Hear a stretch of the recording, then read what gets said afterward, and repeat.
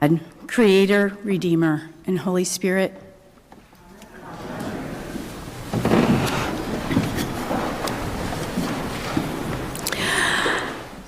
My husband and I just returned from Hawaii, celebrating 25 years of marriage.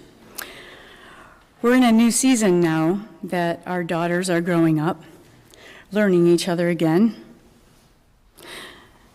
Given the relentless pace of raising 3 daughters, caring for aging parents, and working full-time jobs, our time together has run low for quite a while now. Somewhere over the Pacific, we took a deep breath and looked at each other and essentially said, "Hey there, how you been for 20 years?" Which brought me to a sad awareness. Due to the pace of life, even the people we are most bound to, most loved by, don't fully know us. And we are often out of touch with some of the deepest parts of ourselves, too.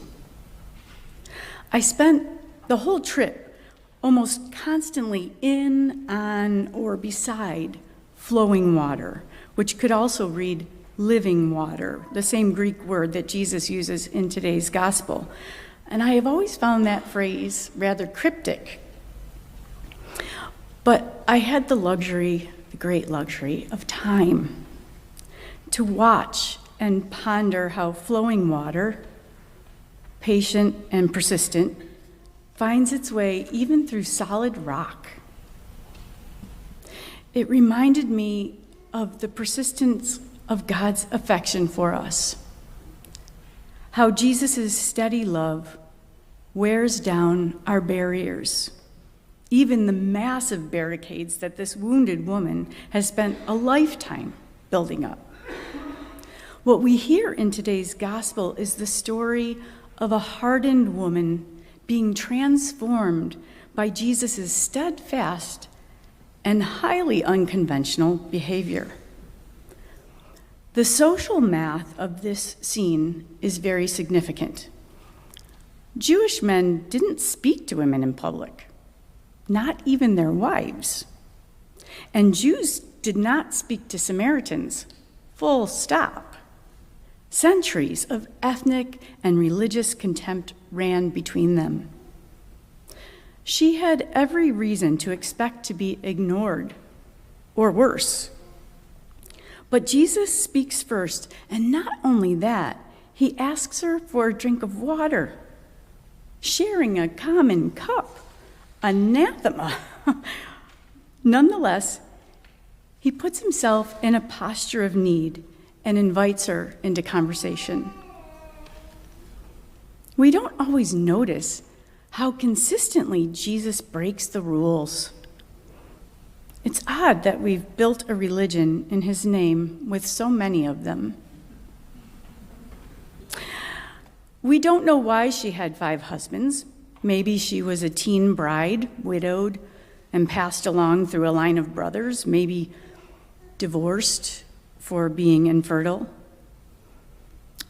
In a world where women had no economic agency, no ability to own property, no way to survive without male sponsorship, 5 marriages is almost certainly a story of survival, of loss, of being passed along. What we do know is she came to the well at noon, alone.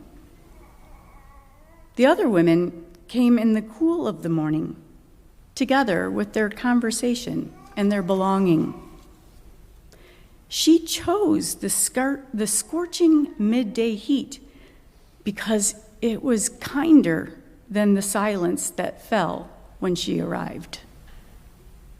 Kinder than the averted eyes and the whispers. She had learned that it is safer to manage what gets seen. Not so different, really, in our world, right? Where we are scrolled past, half listened to, known mostly for our productivity and usefulness. Where if we carry a complicated story, we are sometimes deemed too much and are talked about rather than are talked to.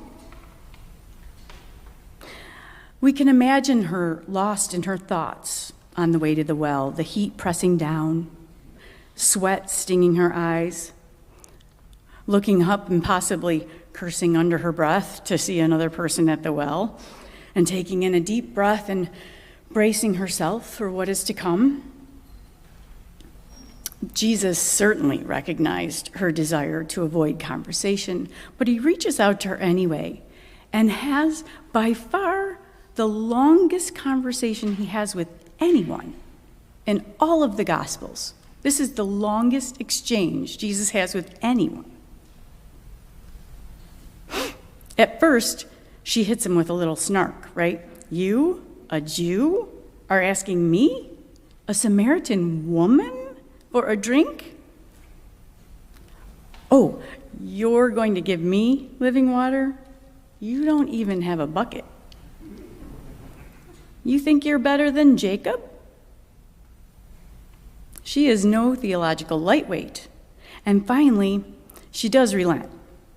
Maybe still a little snarky, saying, okay, yeah, sure thing. Give me this living water. And Jesus does not tiptoe around the obvious. He knows why she's there at noon and goes straight to her wound.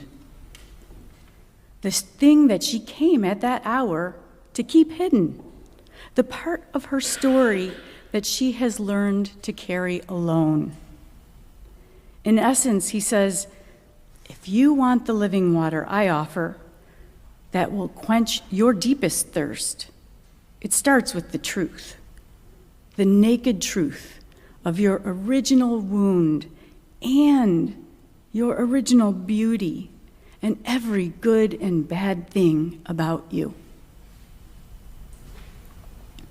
We have so often read this as an accusation, but the text actually doesn't justify this at all. Jesus doesn't flinch, he isn't surprised, and he doesn't lecture or withhold any generosity from her. He simply names what is true and keeps going.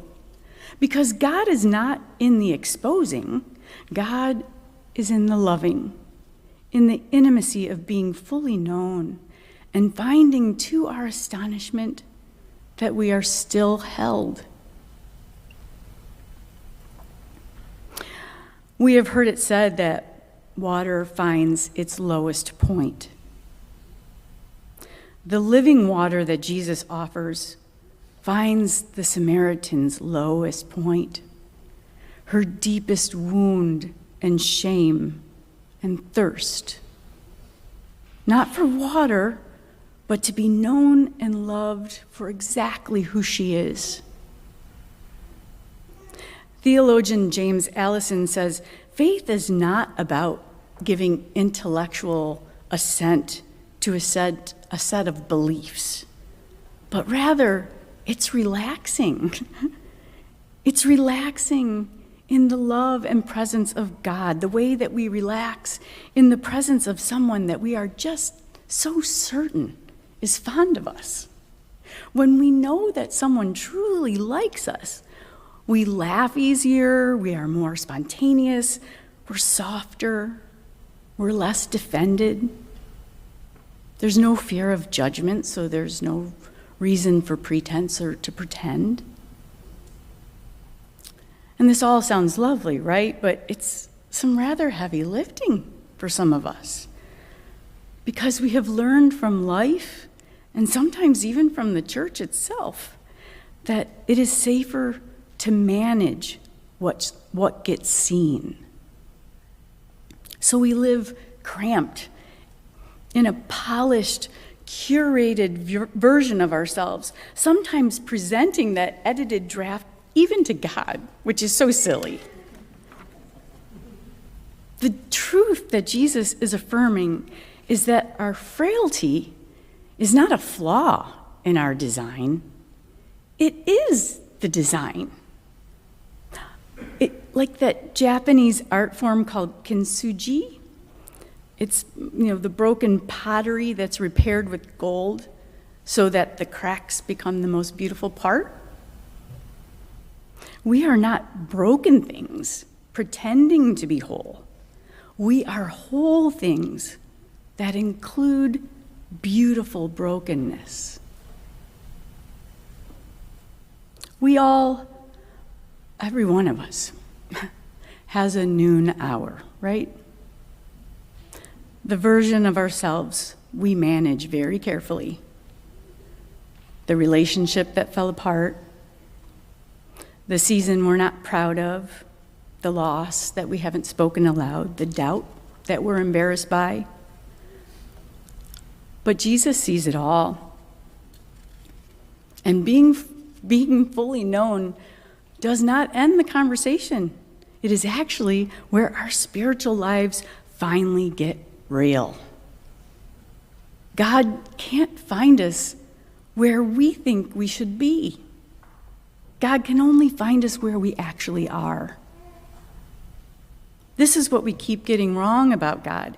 We treat God like a visitor that we have to tidy up for. We sweep the floors, we hide the mess, we present our most polished selves. And in doing so, we put ourselves out of reach of the only thing that can actually quench our thirst. And yet we keep reaching for these things that hold our masks in place. The coping mechanisms, the carefully constructed walls, the habits, the achievements. We use all these things to keep ourselves from being fully known. They feel like protection, but they are really the things that keep us from the love we are just most thirsty for. Vulnerability demands courage, and it is exactly what we are being invited into today. There is something the spiritual life keeps whispering that we resist believing. We don't minister from our strengths, we minister from our wounds. The places in us that have been broken open are exactly the places where compassion flows out, where we recognize each other, where we stop performing and we start connecting. The wound is not the obstacle to the work, the wound is the work. The woman at the well becomes the first evangelist and arguably one of the, if not the best, not despite her complicated story, but because of it. Because being fully known didn't diminish her, it freed her. Robert Michael once wrote, "We need to open ourselves in such a way that sometime, perhaps not today, but sometime, we become capable of hearing God say to us, 'I love you.' Before we hear these words, nothing is ever completely right with us. But after we hear them, something will be right at a very deep level."